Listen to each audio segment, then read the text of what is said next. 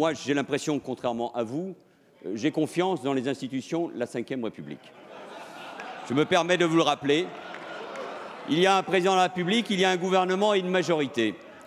Et quoi que vous disiez sur ces sujets-là, nous continuerons à gouverner et à réformer le pays. Il y a non seulement une majorité, mais ce que je sais, Monsieur Jacob, et au vu notamment des débats qui ont eu lieu sur la loi croissance et activité, mais sur bien des sujets, et encore l'actualité récente nous l'a prouvé, c'est qu'il n'y a pas de majorité alternative et que surtout votre groupe et votre formation politique est incapable de présenter un projet cohérent au pays. Et que demande le pays, Monsieur Jacob? Que demande le pays?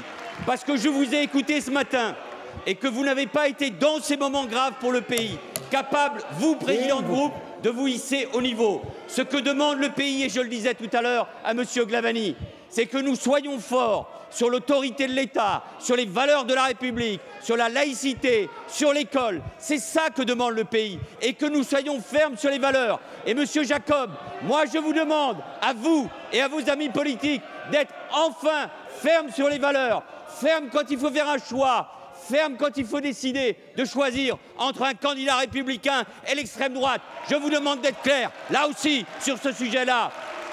Comment pouvez-vous demander, Monsieur Jacob, la confiance des Français quand vous-même, vous êtes incapable de choisir entre la République et l'extrême droite? Vous l'avez montré à l'occasion de l'élection partielle du 12.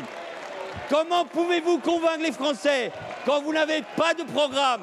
Pas de programme, ni pour l'économie, ni pour la réforme de l'État, ni pour l'éducation nationale. Alors, Monsieur Jacob, avant de nous donner des leçons, soyez capable de présenter un projet et des propositions aux Français. Et moi, la seule chose que je vous dis, et vous le verrez dans quelques minutes, c'est que le gouvernement fera tout pour que cette loi passe, parce que cette loi, elle est utile pour le pays et pour la France.